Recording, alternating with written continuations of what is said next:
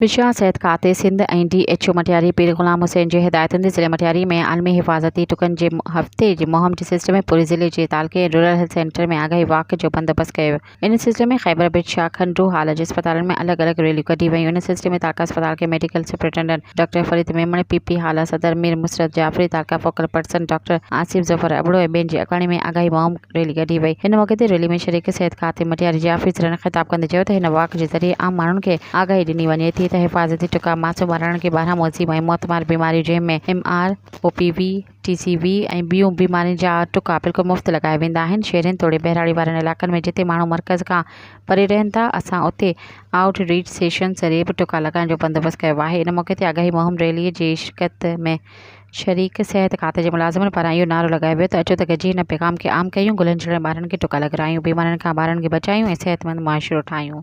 Subscribe कयो अवामी news HD खे ऐं ताज़ा तरीन ख़बरुनि लाइ ॾिसंदा रहो अवामी न्यूज़ HD।